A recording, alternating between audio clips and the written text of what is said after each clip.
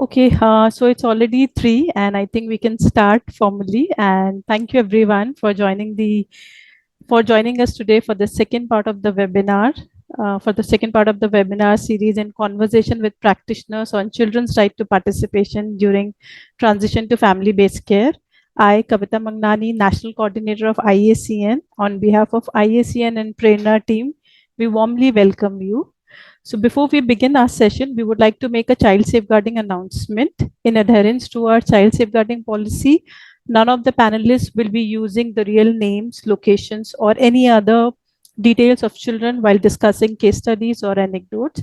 We also request all our participants to refrain from disclosing or sharing any information about a child or his or a family that could reveal their identity. So I hope everyone will agree with this safeguarding policy. Please introduce yourself and do mention your city or location you are joining from in the chat box. And if possible, keep your videos on for more interactive session. And kindly ensure that your mics are off while the panel discussion is in progress. If you have any questions, comments, or feedback, please use the chat box to share them, to express your views, to express your opinions, and anything that you wish to share with us. Before we move into today's discussion, a very quick recap for those who could not attend the first part of the series. We began this series with the objective to bring out the voices of children who are transitioning from institutions to family-based care. We at Prerna, at IACN, we believe that while taking any decision for a child, it is imperative to include them in the decision-making process. Truly listen to what they have to say about their care arrangements. In the first webinar, the discussion focused on understanding the child's right to participation, what it is, what it looks like, and models of child participations were presented by Prerna and Ashiana Foundation. And we are very thankful to both the organization for sharing their learnings with us. The discussion also touched upon how children's right to participation can be meaningfully ensured.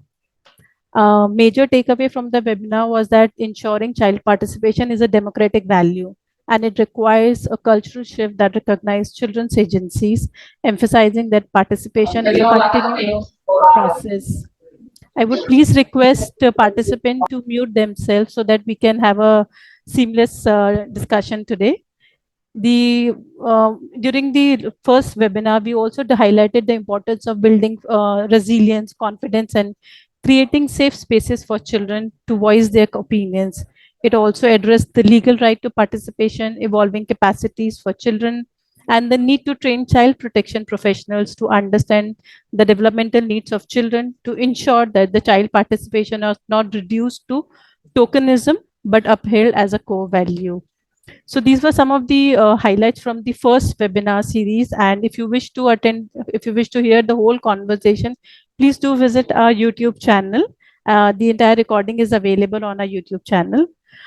To take this dialogue forward, today's session will be focusing on the challenges of ensuring this right to participation for more vulnerable categories of children, specifically children whose parents have been incarcerated, children in conflict with law, and children living in red light areas.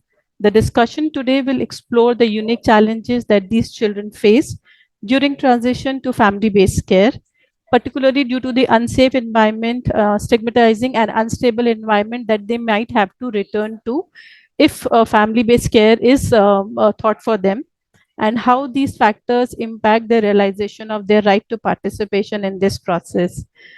So I hope this discussion would be fruitful for everyone and for all the participants. To facilitate this discussion today, we have an esteemed panelist. We have Ms. Rashmi Taylor, MEL and Grant Management Consultant at Prerna. Ms. Rashmi will be moderating the panel discussion. Thank you, Rashmi, for joining us today. And warm welcome. We have Dr. Mahua Negutkar, Assistant Professor at Tata Institute of Social Sciences and former JJB member. Ms. Pragya Joshi, Independent Consultant and works for Prison Reforms for Women. Ms. Madhuri Shinde, Program Manager at Prerna. And again, on behalf of Prerna and IACN, and thank you again for joining us today for this fruitful discussion. Please feel free to share your concern, comments, using the chat box during the panel discussion, and after the panel discussion we will be having a Q&A session for a longer time. So thank you again for joining us. Over to you, Rashmi. Yeah, thank you, Kavita. I think before we move ahead, we'll also just clarify that we'll keep this on a mixed language. So we'll keep Hindi and English so that it's understandable for everyone, whoever is comfortable in whatever language. Thank you for the introduction and ये initiate करने के लिए कि we need to speak about situations and keep children at the center, bring out their voices. So thank you for sharing that and putting all of this together, Kavita. I also think कि as practitioners, when we talk about best interest of the child, it is very important for us to understand what it is and what the children want. बच्चों को क्या बालकों को क्या समझ में आता है कि उनके बेस्ट इंटरेस्ट में क्या है और उनके हिसाब से क्या है उनका मत जानना बहुत ज़रूरी है and especially when they are transitioning into different settings, be it being restored to family based care या फिर वो institutional setting में जा रहे हैं परिवार में जा रहे हैं या फिर ऐसे एनवायरमेंट्स में जा रहे हैं जहाँ पे ऑलरेडी स्टिग्मा जुड़ा हुआ है दे ऑलरेडी बीइंग स्टिग्मेटाइज्ड और दे इंटरनली और externally have stigma with those environments so this is really going to be quite helpful and I see that the participation is also increasing so I'm glad that we have good participation. Before we go ahead, I'll also like to share with you all, we all are really fortunate that we have three seasoned practitioners with us today who have been working since decades within this system, who have been working with families and communities. So, let's begin this conversation. I think I'll first like to put up my question to Mahua ma'am. Mahua ma'am, before just to start this off हम सब जानते हैं कि transition जब care setting में होता है तब वो बच्चों के लिए काफी ओवरवेलमिंग हो सकता है it can be overwhelming for children and specially when they are already in vulnerable situations so आपके नजरिए में right to participation specifically for children who are in vulnerable settings and during transition and they are being reintegrated restored into their family what do we understand by right to participation here? All right. So I'll take 15 minutes, Rashmi. Okay. Yeah, sure. Yeah. All right.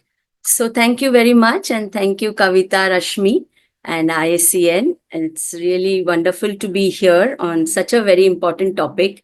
And I'm so glad that the focus is on different groups of children experiencing vulnerability, which includes child in conflict with law. So coming back to Rashmi's question, we will start with that and then we will move on to some of my own experiences. So my few points that I'm presenting before you, it is a combination of having been a member of the Juvenile Justice Board, Mumbai Suburban, several years back, having worked as a social worker, probation officer, and now supervising students who are doing their field work, social work students who are doing their field work in childcare institutions. So it's a combination of different kinds of experiences that I've had at different points in time. Now, the very word, Rashmi, when we say transition, it means we are moving inherently from one state to another or from one stage to another. And each stage would have a combination of experiences that the child is going through, and the child is now moving to something else. So that itself, has implications. As you rightly said, moving from a family to a childcare institute, or moving from a childcare institute to a family, moving from one childcare institute to another CCI, moving from childcare institute to a foster family. All of this has implications. Now, coming back specifically to my topic, which is child in conflict with law, 3-4 points हैं जो मैं आपके सामने रखना चाहती हूँ. पहला तो है जब हम child in conflict with law के बारे में बात करते हैं या any child in any kind of vulnerable situation, संदर्भ बहुत इंपॉर्टेंट हो जाता है कि वो बच्चे का संदर्भ क्या है, कॉन्टेक्स्ट क्या है, those set of circumstances, how it has impacted and influenced that child's life. And particularly when we look at child in conflict with law, the context of the child, the context of the offense charge, the circumstances that led to the offense charge, the context of the family. the family's reaction and response to the offense charge, the context of the juvenile justice system, their approach to the offense charge, their approach to the child in conflict with law, the context of the child's age, whether the child is coming for the first time, the child has come once before, the context of the child being in some kind of an addictive behavior or addiction, the list could go on. So the moment we talk about context, the moment we talk about vulnerability, it is multi-layered. So there are layers and layers of vulnerability and there are levels of vulnerability also. तो ये जानना बहुत जरूरी है कि जब हम right to participation की बात करते, और जैसे कविता जी ने बताया कि फर्स्ट सेशन में काफी एक पर्सपेक्टिव बिल्डिंग हुआ, जहां तक मेरा समझ है अराउंड पार्टिसिपेशन के बहुत सारे पहलू है। एक तो है ये लीगल मैंडेट है, तो हमारा जुवेनाइल जस्टिस एक्ट और बाकी लॉज ने इसे इंस्टीट्यूशनलाइज कर लिया है, विच इज फैंटास्टिक, क्योंकि ये प्रिंसिपल्स में आ गया है। तो प्रिंसिपल्स को अभी हमें एक्शनेबल पॉइंट्स में लाना है। तो पार्टिसिपेशन जब हम देखते हैं, इसमें एक एंटायर लीगल डायमेंशन है, एक सोशियो लीगल डायमेंशन है।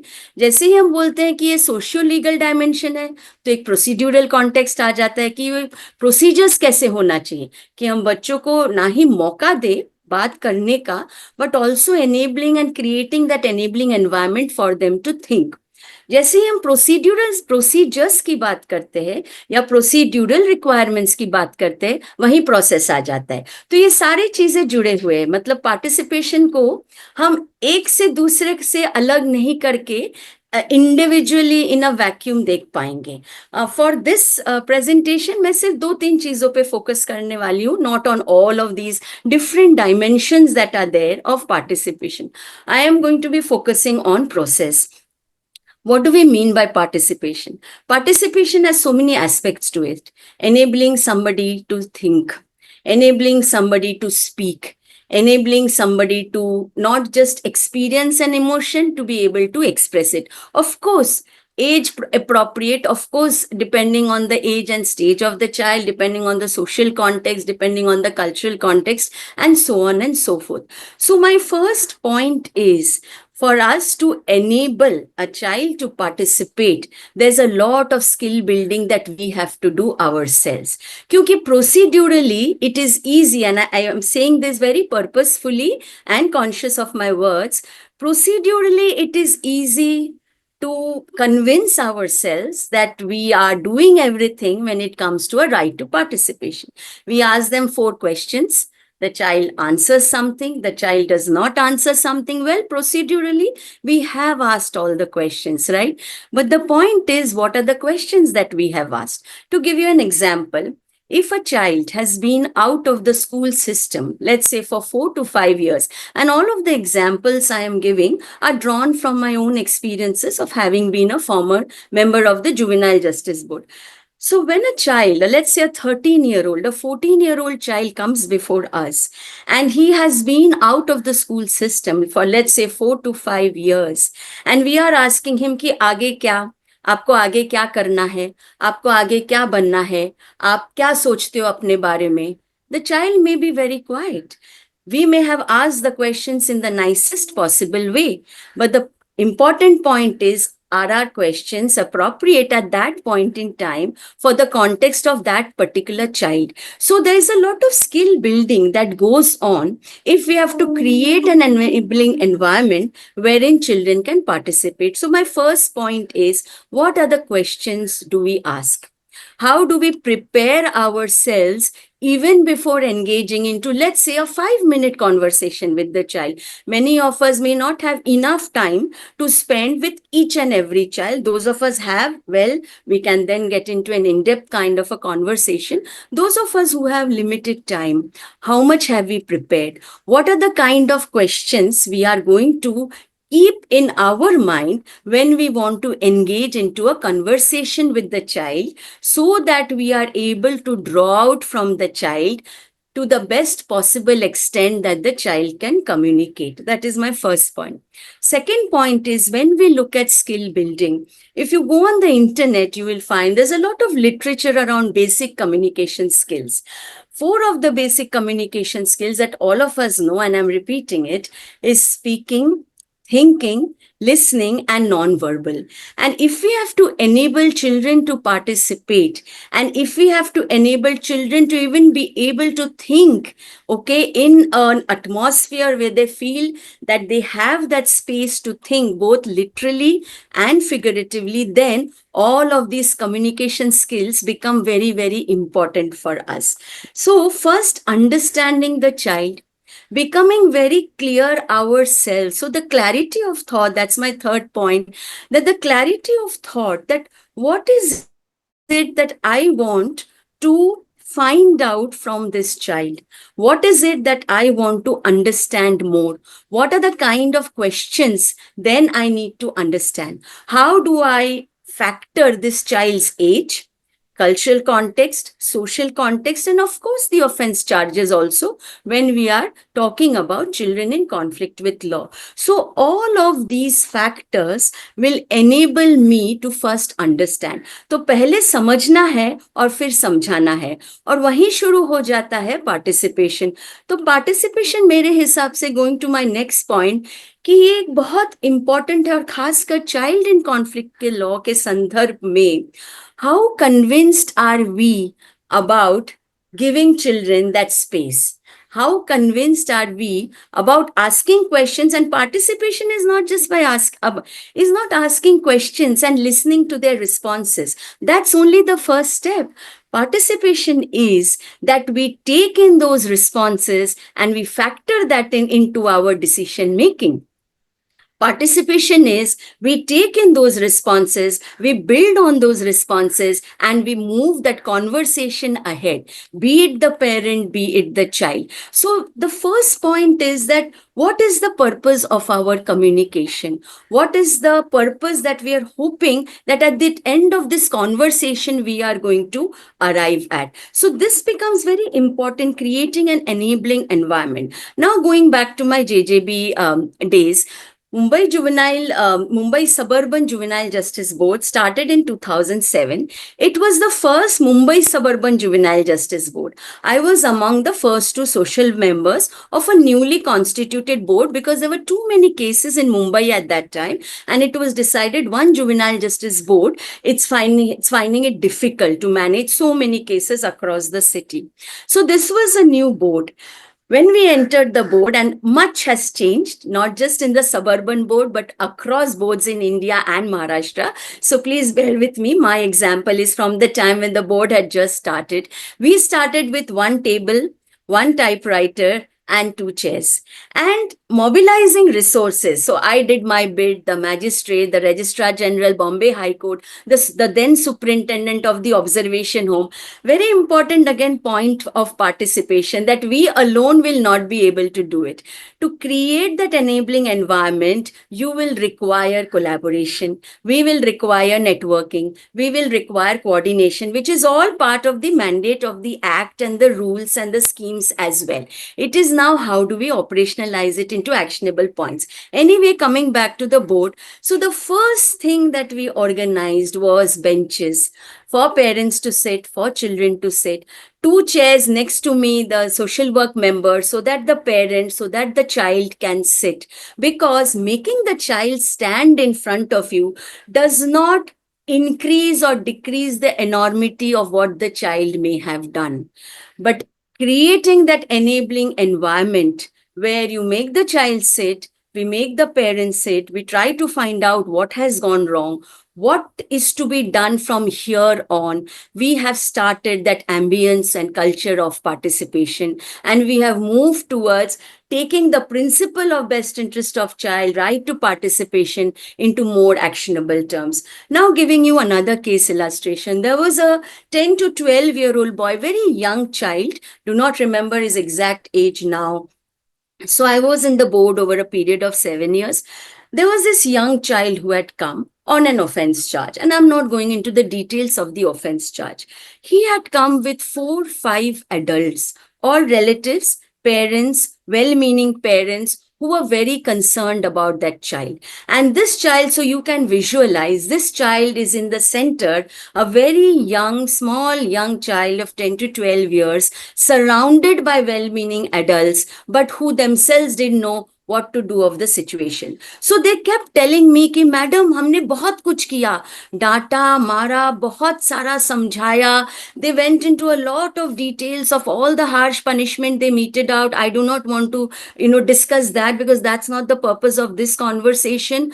But the way they were going about it was not appropriate for the way you correct a child whose behavior is not appropriate. So juvenile justice system and child in conflict with law does not mean that we are condoning the offense, does not mean that we are saying it's okay to commit an offense or come under an offense charge because you're a child. No, the position is that if India as a country has taken this position that all children less than 18 years of age, we are going to give them attention, we are going to give them direction, we are going to give them support, then we will not be able to pick and choose children. Then we factor in that offense charge, we factor in the environment of the child, and we do what is needed, which could be correctional work, which may be admission to a special home, which may be a conditional bail, which may be group counseling. So support can be in so many different dimensions if we are very clear in our minds and the position that we take on children in conflict with law, that we are looking at rehabilitation, social reintegration, and ensuring that this child, to the best possible extent that we can, never ever engages into offense again. So coming back to participation, creating that enabling environment, coordination and collaboration. The third part, and I have my last 2.5 minutes, so I'm also timing myself. The third part, very important, which I share with my social work students in TIS and elsewhere in other programs also. One thing for which we don't need resources, but we can do it very effectively, is engaging with children to think. That is so very important. Many a times in our familial context, in our socio-cultural context, in our educational context, I am not generalizing, may not apply to each and every child, each and every school, each and every family, but by and large, children are used to instructions. Children are used to being given directions, and listening to instructions many a times is considered, unfortunately, a value. It may be a value, it may not be, because probably the child is listening but maybe wanting to do something else, maybe wanting to share something else, maybe wanting to probably oppose what is being decided on behalf of that child. So enabling children to think, challenging their thought process, enabling them to think of ideas. Now, it may not come naturally to every child. Again, it depends on the context of that child's experience. If the child has been working in a garage for 5 years, the child's milieu is totally different from a child of that same age who is probably going to a school and college. Every morning, a child who is going to school, a child is going to college, is thinking of classmates, is thinking of bunking a class, is thinking of a teacher, is thinking of peers. The milieu is different. Whatever may be the school, whatever may be the college, the moment there is an offense charge, the child is thinking of bail, the child is thinking of police, the child has to walk up to the police station, the child has to also face his parents. So there is a lot of complexities when it comes to children in conflict with law. So how do we encourage children to think? The last point, and I will end here, that when we look at listening, when we look at creating an enabling environment, when we are looking at our own skills of how are we drawing out children so that they are able to participate more, depending on their age, depending on their other factors, we are also looking at right to participation in a very phased, gradual way also, because for different children, it will work out differently. And my last point, for many children, in fact, for most, why many children? We have to start with the right to information. बच्चा क्या ही बोलेगा अगर उसके पास इतना information ही नहीं है, उसके experiences और हम जब जो पूछना चाहते हैं या जो पूछ रहे हैं उसमें मैचिंग नहीं हो रहा है, उसका संदर्भ कुछ और बोल रहा है, हम कुछ और सुनना चाहते हैं.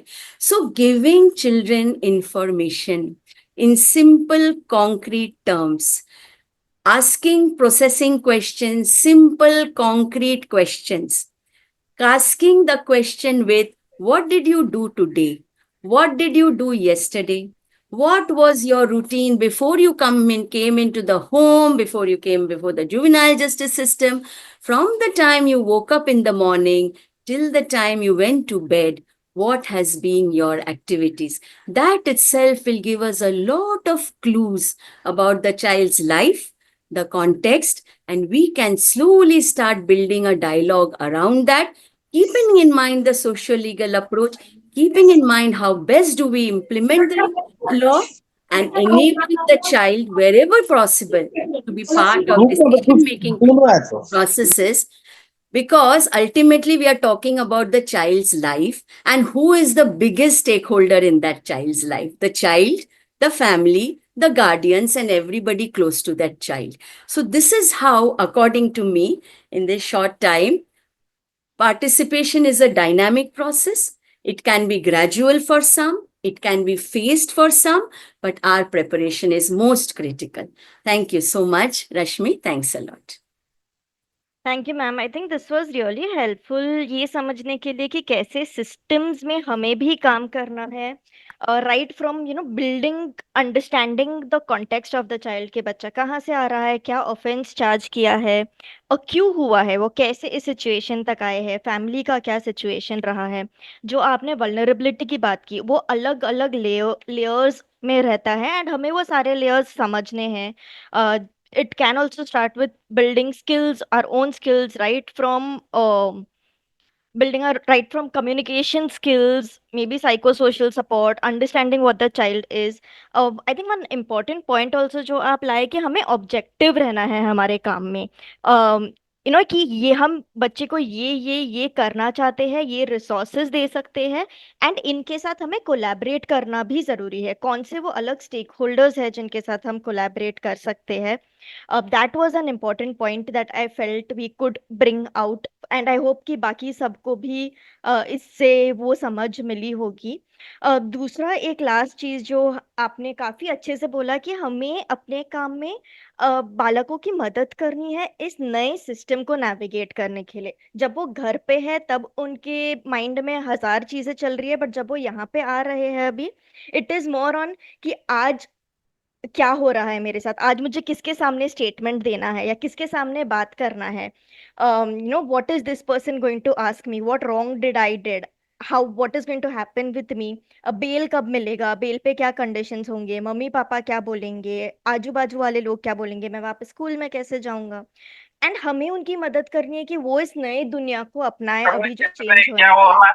इस ऊपर में दिखाते हैं लाइवलीहुड एनालिसिस गांव का Okay. So Sorry.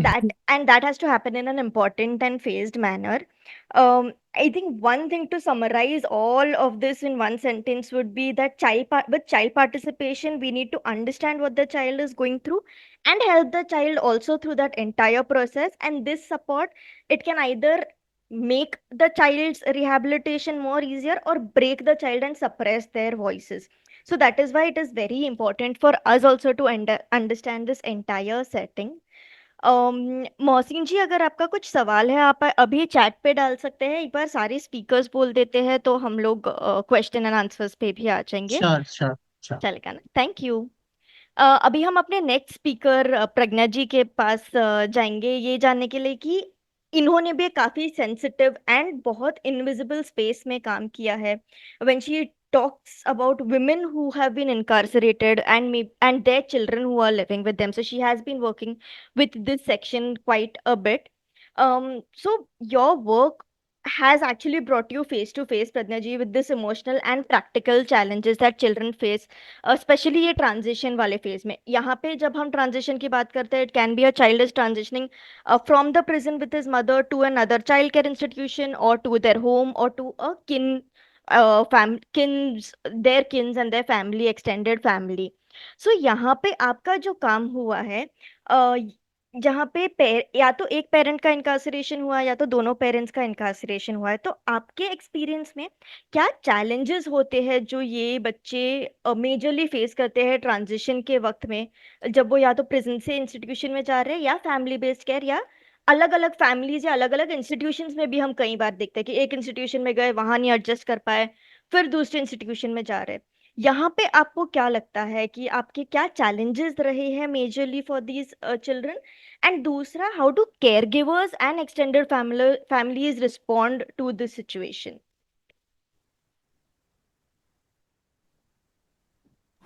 Thank you, Rashmi, and thank you, ISEN Prerna, for coming up with this very sensitive topic and discussion. सो मैं दोनों भाषाओं में बात करूंगी, हिंदी इंग्लिश, तो लोगों के लिए शायद ज़्यादा आसान रहेगा. When we think about children in need of care and protection or in vulnerable conditions, actually we do not, JJ Act also does not consider children of prisoners. You know, there is no category where this category of children can be brought in. There is a section which says that, you know, whose parents are unfit or who are not or incapacitated, right, to give the care, then those children can be considered for in need for care and protection. But who decides that? Who decides? Because mostly the prisoners' children are considered that the children who are living in prison with their mothers. Now, that section is a very, very small section of the category that we are thinking about. आज की तादाद में करीबन 5 लाख से ज़्यादा लोग इनकार्सरेटेड हैं, right? और ऐसी स्थिति में, and that I'm talking about the convicted, I'm not talking about the under trials. Now, all the schemes and everything that is thought about for children of incarcerated people are for the convicted people. What happens to the children of under trials? That is under question. So, this is practically an invisible category. These children are not taken into purview of vulnerable children, right? So that is one thing. What are the challenges?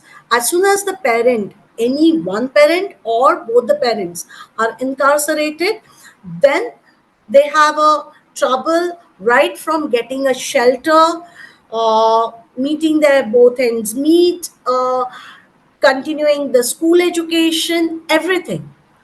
So practically they are brought on the road. There is no one to take care of these children. The people, the immediate family or the extended family who is there are also unwillingly taking care of these children. They take it as a kind of burden. They don't know for how long this burden they will have to bear.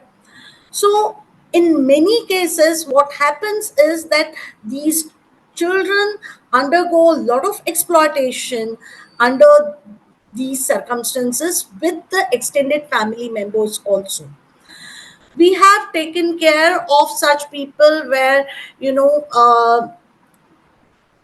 the children were rescued from the extended families and were brought in front of their parents to take a consent that where they can be sent, right?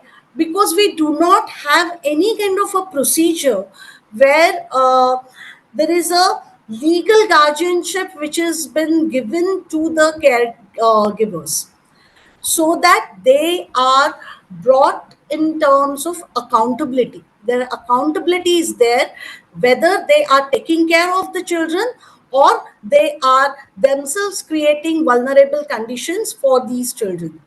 So that kind of procedure is missing.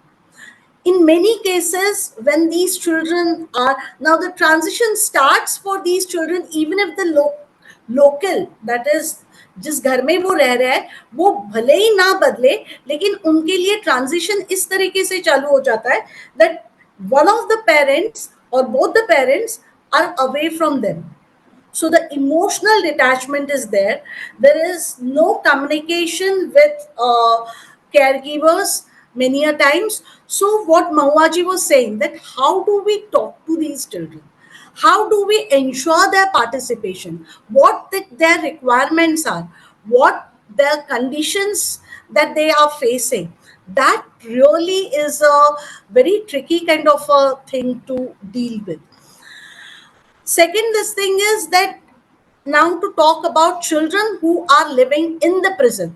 Now we know that 0 to 6 is the age group where children can be there in the prison with the mothers, not with the fathers. So somewhere our system thinks that fathers are not good enough caregivers that they can take care of their infant children, right? So somewhere that stigma that itself is there. Well, that is another, that it's a long patriarchy that we have to fight. But apart from that, what happens is that when during that 0 to 6 of age group, when these children are there, the kind of environment that the prison has, even if how much ever good balwadi kendra that you start or toy room you create, ultimately they have to come to the barracks. Ultimately they have to live in those cells, where the conditions are not at all hygienic, where there are quarrels, there are the kind of environment which is not good for children in any way, right. The गाली गलोच जिस प्रकार से होती है, झगड़े होते हैं, women weep the entire night. There are women who have who are having no connection with their children, who have no contact with their children, weep entire night, and they take the names of their children. And in these conditions, if the children of other prisoners are staying, it is definitely not a right environment. Now, do we have any alternative for this? How do we, this itself is a transition for them. Now, from this 0 to 6 of age group, when they come to the age of 6 years, they have to move out of the prison. They haven't seen any other world. They don't know anyone outside except for the extended family members who have come to visit them, right? So it itself is a huge transition for them. And the caregivers are also not able to deal with it in a appropriate manner, because there is no alternative, there is no procedure. As I'm saying, that there is no connecting procedures for this. Third point that I want to make, the visitation. In case where the parents are inside the jail, parent, when they are inside the jail, if the children come to meet, where they are meeting their parents, they're meeting their parents where there are bars. We do not allow children to be taken to the police station. But is there any way that the children of the prisoners can meet them, seeing their parents without cage and bars? No. We have not created the visitation rooms which are child friendly, though all the manuals say that the child friendly visitation rooms need to be created. We do not have enough visitation rooms. Where do we create the child friendly visitation rooms? Right? In many cases, the visitation happens through telephones and there is a glass in between. And हमारे यहाँ तो सफाई का बहुत ध्यान रखा जाता है, तो ग्लास बहुत हल्के ही समय में पीली हो जाती है, धुंधली हो जाती है, कुछ दिखता नहीं है, आर पार नहीं दिखता है. अब सोचिए वो बच्चा कैसे दिखेगा. अच्छा, वो कभी सोचा नहीं गया कि बच्चे आएंगे इस विजिटेशन रूम में, तो उसकी जो हाइट है वो इस प्रकार से बनाई गई है कि वहां पे जब तक बच्चे को कोई उठा ना ले गोद में, तब तक वो बच्चा देख ही नहीं सकता उस पर. तो the entire system has never thought about prisoners' children. There is no record. We do not have information about how many numbers of children of incarcerated people are there. We do not have the numbers. It doesn't happen that the CWC will go and meet these children because they are not informed. The link is not there, right? Fourth point. Fourth point is that many a times these children are witnesses themselves. So they have to be taken to the courtroom to give the witness. Now we have all the system and procedures for taking the witness of the children. But then the child cannot meet the parent because, there is a conflict of interest. So before the child can decide whether the parent is actually a criminal or not, for that child, the parent is a criminal, and there is a sense of shame, stigma attached with that. And especially with the women who have been charged for the murders of their spouses, the stigma becomes really, really difficult. This kind of stigma doesn't come when the same situation is about the male prisoners. In the sense, male prisoners who are under incarceration because of killing their spouse, wives. But children come to meet them. But as soon as the woman is charged for killing her husband, she will lose a contact with her parent, the child, and she will not be allowed to meet the child. There were women who had not seen their children in 13 long years of incarceration. Foreign prisoners who have no idea where their children are. Especially there was a corona period where all the contacts were frozen. People couldn't come to meet the prisoners. That time, in many cases, the video call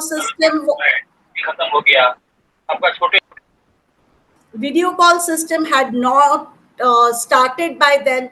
And even if the video call system has started, it is not open to the foreign prisoners. So the foreign prisoners have absolute no idea where their children are. Especially these are the prisoners who are brought in under the narcotics charges, right? So our system has already, put them into a picture where they are criminals, and plus they are a threat to the country.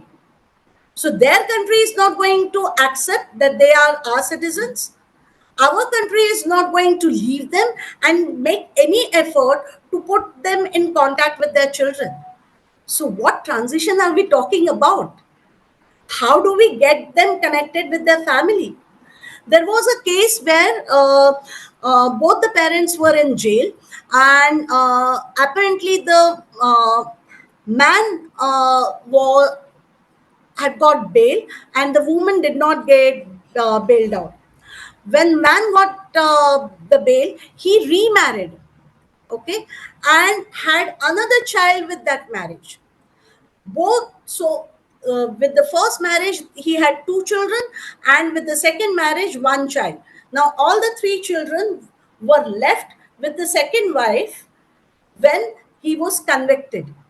So both parents were in jail, and both parents had no idea where their children are.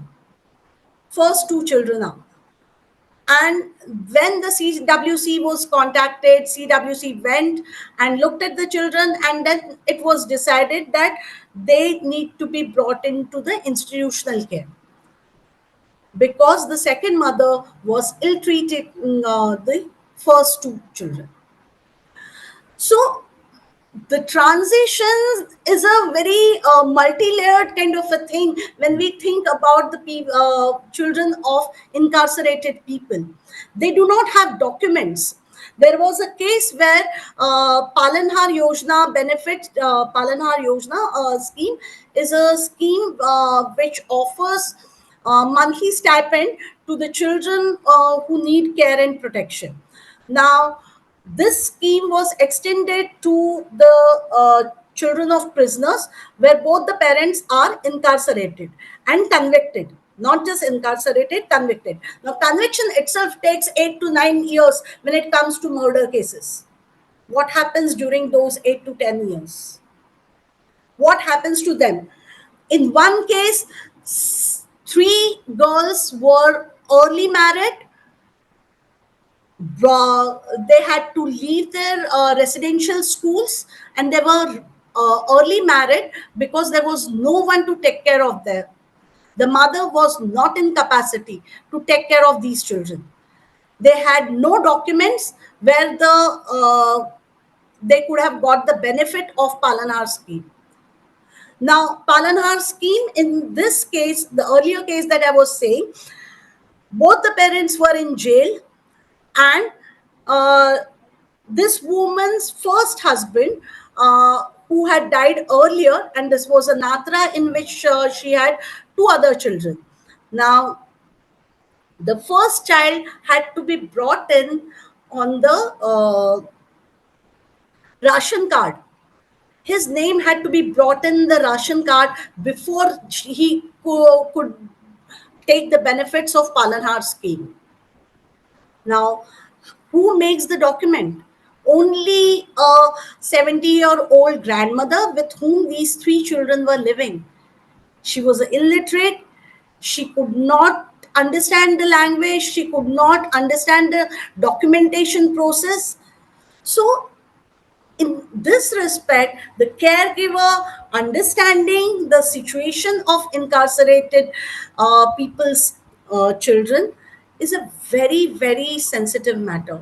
And we really need to work towards policy making so that these procedures could be brought in. Thank you so much. Thank you, Pradnya ji. I think that was quite a comprehensive, it did give us all an idea of what is this, what challenges children are facing, especially if parents who are incarcerated. I don't think हमारे ख्याल में भी जब भी हम सीएनसीपी के बारे में या जनरली वल्नरेबल कैटेगरी के बारे में बात करते हैं तो ये इतने ध्यान में आता है ऑल्सो क्योंकि जे एक्ट जो जैसे आपने भी स्टार्ट किया section 2 subsection 14 does not talk about specifically reaching out to children whose parents have been incarcerated. Again, recalling your points were about who looks at the accountability of caregivers, जो ये बच्चे का care का responsibility लेंगे जब इनके माता पिता अगर कन्विक्ट होते हैं या एज अंडर ट्रायल्स रहते हैं या एंड ऑल्सो ये सारा सिर्फ लॉजिस्टिक्स तो डेफिनेटली एक इशू है अबाउट एजुकेशन उनका shelter but also how do you build that trust with the new care givers. उनका इमोशनल स्टेबिलिटी का कोई बात नहीं करता है, उनके सेफ्टी की कोई बात नहीं कर पा रहे हैं अभी हम लोग. लैक ऑफ प्रोसीजर्स की आपने बात की during transition, be it placement, be it visitation, where do we see child participation and all of this, that is still a question. And also how the entire system, even abhi jo thode bahut processes hai wo bhi bahut hi gendered hai. दो equal responsibility नहीं है. May be a girl child will be differentiated, उनका जो rehabilitation हो रहा है वो differentiate हो रहा है. Acceptability into the kins would again be difficult. And we definitely feel that there is still a long way for us to go and reach out to children whose parents have been incarcerated. So that was a very comprehensive discussion on this. I think अभी हम अपना जो discussion है वो और एक category की तरफ जाएंगे जहाँ पे सोसाइटल स्टिग्मा इवन ज्यादा डीपर जाता है फॉर चिल्ड्रन जो रेड लाइट एरियाज या इस तरह के मार्जिनलाइज्ड कम्युनिटीज से आते हैं जहां उनको अलग अलग लेवल पे एक्सक्लूजन, उनको एक लेयर्ड लेवल ऑफ एक्सक्लूजन दिखता है. सो अभी I will like to ask Madhuri Tai जो प्रेरणा के साथ ही काम कर रहे हैं कि क्योंकि आपका काम यहाँ पे अभी इतने सालों से रहा है, स्पेसिफिकली जो बच्चे संस्था में आते हैं रेड लाइट एरिया से, सो आप पार्टिसिपेशन को कैसे अप्रोच करते हैं स्पेसिफिकली एक ऐसे कॉन्टेक्स्ट में जहाँ बालक को खुद इंटरनल काफी स्टिग्मा रहता होगा as well as external world से भी काफी स्टिग्मा आता है. सो यहाँ पे हम एक कैसे स्पेस बनाए जहाँ उनके वॉइसेस को सुना जाए इस तरह के एनवायरनमेंट्स में. और अगर आप कोई एक स्टोरी या फिर एक केस स्टडी के थ्रू शेयर कर सकते हैं कि कैसे उनके वॉइस ने उनके ट्रांजिशन के प्रोसेस को शेप किया है, उनका क्या कहना था, एंड इसमें हमारे क्या चैलेंजेस थे या क्या ब्रेक थ्रूज थे जो आपने संस्था में या इस सिस्टम के साथ हमने कोऑर्डिनेट करके लाया है आगे। थैंक यू रश्मि। तो मैं पहले पार्टिसिपेशन के बारे में बात करती हूँ। तो पार्टिसिपेशन हम सभी जानते हैं कि ये कोई वन टाइम प्रोसेस नहीं है। जब भी कोई बालक जेजे सिस्टम में आता है तो एंट्री टू एग्जिट हर स्टेज पे, हर लेवल पे हम पार्टिसिपेशन इंश्योर करते हैं। और हम सभी जानते हैं कि ये डेकोरेटिव या टोकनिस्टिक नहीं होना चाहिए। तो पार्टिसिपेशन इंश्योर करने के लिए अलग अलग मैकेनिज्म्स हम लोग फॉलो करते हैं, जिसमें जेजे रूल की भी मदद ली जाती है। हम जनरल मीटिंग्स लेते हैं बच्चों के साथ, जिसको जेजे रूल में बालक सूचना सभा बोलते हैं। ये यही सूचित करता है कि जहाँ पे बालक आपको कुछ सूचित कर रहा है, यानी कि बालक की सूचनाएं हम सुने और उस पर अमल करें। तो अ, जब बालक सूचना हम सभाएं लेते हैं तब उसमें बालक भी खुद बोलने लगता है, लेकिन इसमें जरूरी नहीं है कि जो भी बालक आता है वो तुरंत आपसे बातचीत करे। जैसे महुआ मैम ने कहा कि उनके साथ रैपो बिल्ड करना बहुत जरूरी होता है, कि आप कम्युनिकेशन कैसे करते हैं। ये सारी चीजें आपको एंट्री से लेके एग्जिट तक बालक के पार्टिसिपेशन के लिए उस पर ध्यान रखना बहुत जरूरी होता है। इसमें और एक चीज आती है कि चिल्ड्रंस कमिटी, जिसमें a sense of responsibility, ownership बालक को दी जाती है, जिसमें उनका पार्टिसिपेशन, जो उनका जो सहभाग होता है वो उनको टोकनिस्टिक नहीं लगता, क्योंकि हम उसमें उनको ओनरशिप देते हैं कि भाई आप ये चीजों का लीड ले लो। जैसे अलग अलग कमिटीज होते हैं, स्पोर्ट्स कमिटीज है, सांस्कृतिक कमेटी है, या फिर न्यूट्रिशन कमेटी है, चाइल्ड प्रोटेक्शन कमेटी है, जिसमें बालक अपने लिए बात करता है और दूसरे बालकों के लिए भी बात करता है। हम सभी जानते हैं कि जेजे रूल में मैनेजमेंट कमेटी है, जिसमें बालकों के प्रतिनिधि भी पार्टिसिपेट होते हैं, और जो बाकी के बालकों के बिहाफ के ऊपर उनको जो सूचनाएं देनी है, जो CWC या DWCD तक पहुंचाना चाहते हैं, वो भी वो बालक के प्रतिनिधि उनके सामने लाते हैं, और जो हम भी बालकों के जरिए उनके सामने रखते हैं। जैसे अगर बालक कहीं बाहर जाना चाहते हैं, बहुत दिनों से उनको आउटिंग पे नहीं लेके गए हैं और उनको कहीं तो ऑर्डर नहीं मिल रहे हैं। जैसे कोरोना के टाइम पे ऐसा होता था कि डिस्चार्जेस नहीं होते थे, क्योंकि कोरोना चल रहा है, तो जो डिस्चार्ज प्रोसीजर थी वो पूरी थम गई। तो उस दरमियान मैनेजमेंट कमेटी में चिल्ड्रन के जो बालक के जो प्रतिनिधि हैं, उन्होंने रखा था कि अगर कोरोना का कोई एंड ही नहीं दिख रहा है तो क्या हम डिस्चार्ज हमको नहीं मिल पाएगा। तो ऐसे सवाल बालक इन अथॉरिटीज तक पहुंचाते हैं पार्टिसिपेशन के जरिए। दूसरा चीज ये था कि जब हम बालक, कोई भी बालक को उसके एग्जिट तक, यानी कि फैमिली रेस्टोरेशन तक लेके जा रहे हैं, तो हम उसका जो प्रिपरेशन है, जैसे उनका सोशल इन्वेस्टिगेशन विजिट किया, उस विजिट के दौरान फैमिली का क्या ओपिनियन है, अदर स्टेक होल्डर्स जो हैं, CWC से बात की, DWCD से बात की, उनके होम विजिट जो उन्होंने किए हैं उनके जरिए इंफॉर्मेशन लेना, इंडिविजुअल केयर प्लान मीटिंग में बालक को इन्वॉल्व करना, उनकी फैमिली को इन्वॉल्व करना, ट्रेनर्स है, टीचर्स है, काउंसलर्स है, उनसे बात करना, और इन बातों को ध्यान में रखते हुए एक चाइल्ड सेंट्रिक अप्रोच रख के जब हम बालक को एक रेस्टोरेशन की, मतलब ट्रांजिशन प्रोसेस की और लेके जाते हैं, तो वो ट्रांजिशन ऑन और पुख्ता होता है, जहाँ पे हर स्टेज में हमने बालक को इन्वॉल्व किया है। दूसरा है कि प्री रिलीज फॉर्म, जो हम सभी जानते हैं, जो हम CWC को कम से कम 15 दिन पहले सबमिट करते हैं, जिसमें हम पूरा केयर प्लान देते हैं कि बालक को, मतलब प्री रिलीज, मतलब डिस्चार्ज करने से पहले हमने क्या क्या प्लानिंग की है, मतलब उसकी मेंटल हेल्थ को लेके, फिजिकल हेल्थ को लेके, एजुकेशन को लेके, उसके वोकेशनल ट्रेनिंग को लेके, या कोई ट्रॉमा है उसको लेके, उसकी सेफ्टी को लेके, तो ये सारा प्लान हमारा 15 डेज बिफोर जाता है।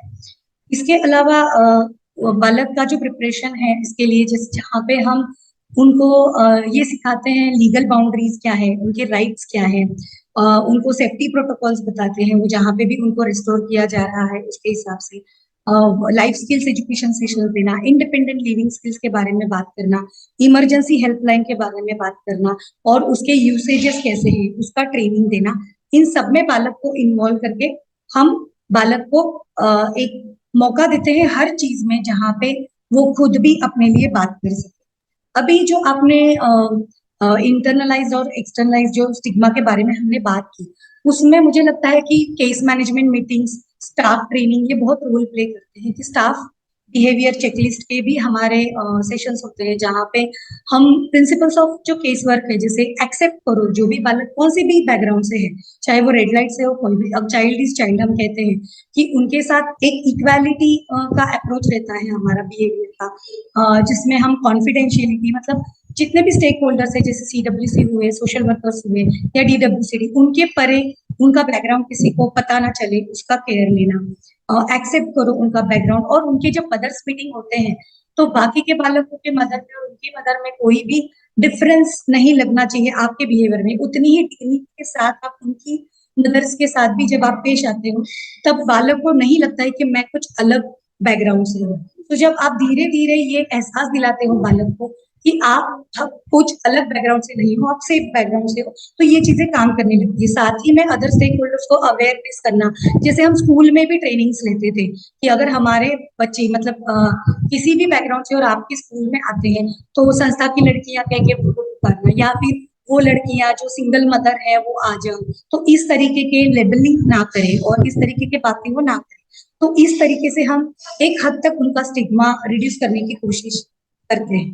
तो ये मुझे इसके बारे में बोलना था। मुझे लगता है कि जो प्राची ताई है वो कम्युनिटी बेस्ड सेंटर से आती है, तो रेस्टोरेशन के समय हम कोलैबोरेशन में काम करते हैं।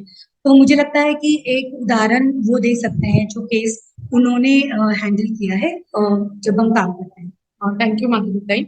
सो मैं कोविड के टाइम की एक जो केस स्टडी है उसके बारे में बताना चाहती हूँ, जहाँ पे हमारे लाल बत्ती विभाग में से एक बच्चा था जो शेल्टर फैसिलिटी में था, और तभी की सिचुएशन ऐसी थी कि माँ बच्चे को रेगुलर मिलने के लिए नहीं जा पा रही थी और बच्चे का कांटेक्ट नहीं हो रहा था। तो बहुत बच्चा अनसेफ, माँ नहीं जा रही है इसके लिए बहुत अनसेफ, माँ के बारे में बहुत सोच रहा था, और तभी बच्चा शेल्टर से बिना बताए हुए माँ के पास चला गया। कम्युनिटी में आउटरीच करते समय हम बच्चे से मिले, बच्चे से बातचीत की और उसके मन में क्या चल रहा है उसके बारे में भी बात किया। उसके बाद हमने माँ से भी बात किया और बाद में हमने चाइल्ड वेलफेयर कमेटी के साथ वीडियो कॉल पे बात किया, बच्चे से बात करवाई। और चाइल्ड वेलफेयर कमेटी ने तभी की चाइल्ड वेलफेयर कमेटी इतनी सेंसिटिव थी कि उन्होंने बच्चे के बारे में सोचा और उनसे बात किया, और तभी वो बच्चा माँ के पास बहुत कंफर्टेबल था। और कोविड के दरमियान लाल बत्ती विभाग में औरतों के पास क्लाइंट बहुत कम आती थी, तो ये सिचुएशन देख के भी चाइल्ड वेलफेयर कमेटी ने टेम्पररी रेस्टोरेशन माँ के पास किया और माँ भी रहने के लिए तैयार थी। और इतना कंफर्ट किया बच्चे को CWC ने कि बोला जब अनलॉक हो जाएगा और आपको अगर वापस आना है तो वो प्रेरणा की मदद से वहां पे आ सकता है, या अगर वो माँ के साथ रहना चाहता है तो वो वहां पे भी रह सकता है, उसके लिए प्रेरणा फॉलोअप करेगा आगे। ये एक केस स्टडी था। इस दरमियान दो सिचुएशन होते हैं जब बच्चा चिल्ड्रंस होम में रहता है, तो बच्चा माँ के पास जाना चाहता है और कभी माँ बच्चे को लेना चाहती है। ये रेस्टोरेशन में ये डिफिकल्टी आता है, जब बच्चा माँ के पास जाना चाहता है तब माँ लाल बत्ती विभाग में रहती है, एक ब्रॉथल में रहती है, उसके साथ उसका आदमी रहता है। इस सिचुएशन में काम करते समय बहुत चैलेंजेस आते हैं बच्चे के साथ, बच्चे को समझाने में। तो ये काम करते समय बच्चा child welfare committee, children's home authority, इनके साथ काम करना बहुत जरूरी है। और इसमें बहुत थोड़ा टाइम रहता है जब बच्चे का रेस्टोरेशन होता है। समझो बच्चा 10वीं होने के लिए 8 महीना बाकी है, 10 महीना बाकी है, तो इसमें फैमिली स्ट्रेंथनिंग के ऊपर काम करने के लिए बहुत टाइम मिलता है। मैं आगे के लिए Madhuri, thank you. Thank you Prachi. तो इसमें एक ही है कि मतलब जो चैलेंज जब आता है तो वो है कि एब्रप्ट डिस्चार्जेस अगर हो रहे हैं तो ये प्लानिंग आप कर नहीं पाते हैं, जैसे प्री रिलीज रिपोर्ट दिया या पार्टिसिपेशन किया, बालक के साथ बात हो रही है, स्टेक होल्डर्स के साथ बात हो रही है, फैमिली को इन्वॉल्व कर रहे हैं, और पोस्ट रिलीज हमारे क्या प्लानिंग है वो बालक को बताया जा रहा है, उनकी सेफ्टी के बारे में। तो ये एक बड़ा चैलेंज आता है जब डिस्चार्जेस इन्फॉर्म नहीं रहते हैं, कि एक ऑर्डर आ जाता है और कहा जाता है कि आप बालक को रेस्टोर करो। आई थिंक ये एक ही चैलेंज है जो बहुत बड़ा चैलेंज मुझे पर्सनली लगता है। और जैसे महुमा मैम ने बराबर कहा कि इंफॉर्मेशन देना बहुत जरूरी है बालक को, ताकि हम इन्फॉर्म चॉइस बालक को कर रहे हैं। उसी के साथ मुझे लगता है कि जो इंफॉर्मेशन हम दे रहे हैं उसके लिए एक वक्त देना भी जरूरी है, ताकि वो इंफॉर्मेशन प्रोसेस, वो वक्त देने की भी जरूरत है। अगर वो वक्त बालक को नहीं मिल रहा है, तो चाहे हम कितना भी पार्टिसिपेशन इंश्योर करें या कोशिश करें, तो वो एक पुख्ता निर्णय लेने में हम मदद नहीं कर पाए बालक की। अगर इंफॉर्मेशन दे रहे हैं तो थोड़ा टाइम भी मिलने की जरूरत है। हालांकि हर केस में ऐसा नहीं होता है कि एब्रप्ट डिस्चार्जेस होते हैं, लेकिन ऐसा होता है कि हम एक केस पे बहुत काम कर रहे हैं और सडनली एक ऑर्डर आ जाता है और डिस्चार्ज हो जाता है। आई think that is the biggest challenge, जहाँ पे abrupt discharges can be avoided. Thank you, Madhurita. Thank you Rashmi. Yeah, thank you. I think ये आपका जो पॉइंट्स थे वो काफी सारे ही कैटेगरीज में एक्चुअली ओवरलैपिंग था, where the importance of collaboration with others, so working with the CWC, working with the home, even the school you all spoke about कि बच्चे को लेबल ना किया जाए स्कूल में, उसके बारे में बात हुआ। या फिर जो दूसरे स्टेक होल्डर्स है, फैमिली के साथ हम जब बात करते हैं, हम ये इंश्योर करते हैं कि restoration is actually an ongoing process. Right from the day that the child comes into the institution, we start planning about their transition and how the family can actually be strengthened so that the child goes back and their right to family based care is actually upheld. That was one important point I think that came out, and how accountability, communication with the child, and how child participation in this entire process is actually two ways. It cannot be something that Mahua ma'am and Pradnya ji was also bringing out कि ये सिर्फ आप सुन के नहीं ले सकते हो बच्चे से, you have to act upon it, you have to go and inform the child back about what has happened. And from the communities that you all spoke about, how there are different situations. Sometimes children might not want to go back home, or the home might not be safe. Sometimes the mother might want to take up charge of the child, but the child knows that the home is not safe.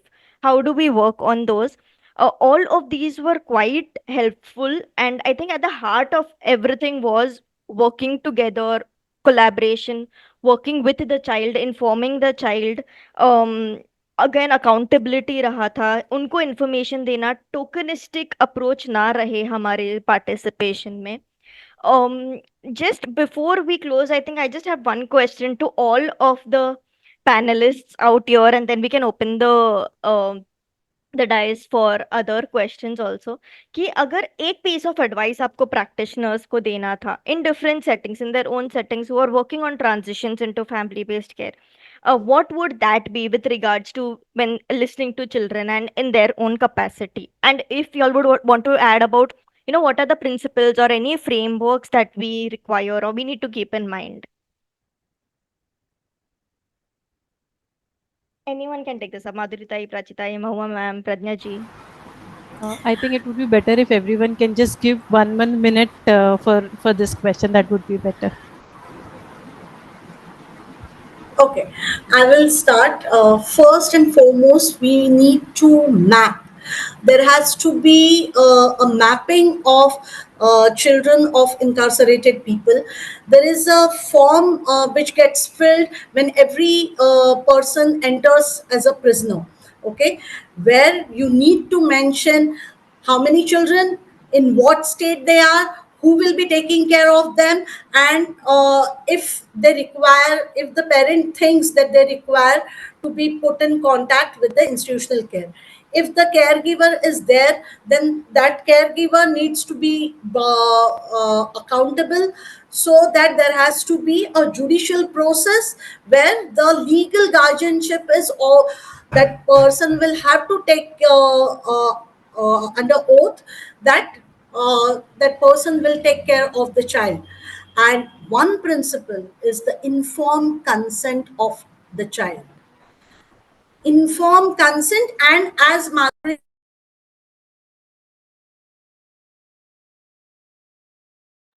Pradnya ji, you're on mute. You're on mute. it is it has to be a process which needs time, right? The transition itself is not a 1 minute thing. It's not a one click button where you you have opted for this, you will have to go with it for lifetime, right? So that time frame has to be brought in the picture. Informed consent and time frame and sensitive approach of the system to think about the children who are not actually in conflict with the law here. Yeah, thank you, Karna ji. Mama ma'am, Madhuritai Pachpai, one piece of advice. Okay. So I would say assessment. Just adding on to what Pragna ji also mentioned, that assessing the vulnerability of that child is very important, irrespective of whether the child is in need of care and protection, child in conflict with law, or a child in the community setting, or a child in a prison. Assessing that vulnerability and understanding different aspects of that vulnerability will enable us to plan the intervention very relevantly. That's my first point. And the second point is the guiding principle would be best interest of the child. But best interest of the child, I would like to extend it. A general comment of the UN has also explained the best interest of the child very well, that the implications of the decisions we are going to take, because every decision that we take, the child may or may not get fully involved. It may not be possible, but the implications of that decision and whether that decision also has best interest of the child woven into it, that is something I think we would all like to be guided with. Yeah, thank you. Thank you. Madhuritai Pachpai, आपको कुछ add करना है और शर्मी? मेरा ये मानना है कि चाइल्ड सेंट्रिक अप्रोच बहुत हेल्प करता है एंड विद सेंसिटिविटी. अगर सेंसिटिविटी से अगर हम केस को देखें, और दूसरा था कि हर एक बालक को उसके बैकग्राउंड से डिफाइन ना करते हुए अगर हम उसके स्ट्रेंथ पे फोकस करके अगर डिफाइन करें कि हम उसकी स्ट्रेंथ के ऊपर फोकस करके अगर फैमिली रिस्टोरेशन के वक्त जो बीच का जो समय है उसको ध्यान में रखते हुए अगर उसका ट्रांजिशन होता है, तो मुझे ऐसा लगता है कि बालक को वो चीज भी मतलब वो समझ में भी आता है कि मुझे पूछा जा रहा है और मेरे स्ट्रेंथ के ऊपर ध्यान रखे. मतलब वल्नरेबिलिटी है, हम लोग ये भी मानते हैं कि वल्नरेबिलिटी तो देखनी चाहिए, जो स्ट्रेंथ है बालक की वो क्या क्या फेस कर सकता है पोस्ट रिस्टोरेशन. तो उसका जैसे अगर समय है तो मैं एक एग्जांपल देती हूँ जहाँ पे एक केस में ऐसा था कि पापा ही एक्यूज थे और बालक फिर भी जाना चाहती थी कि वो घर पे जाए और मदर इन्फ्लुएंस कर रही थी.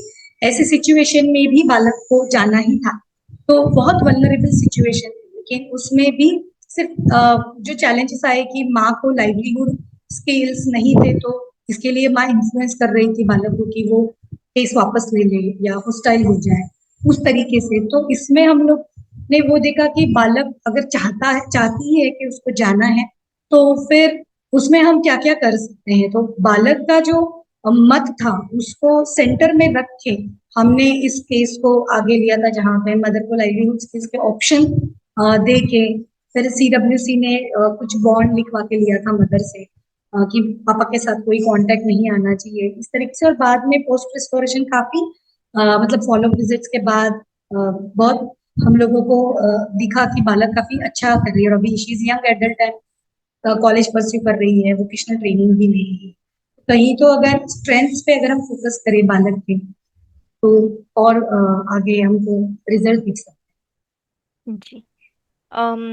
Yeah, I think that was also quite helpful in understanding कि कैसे assessment करना है हमें. It has to be child centric. It has to be strength based.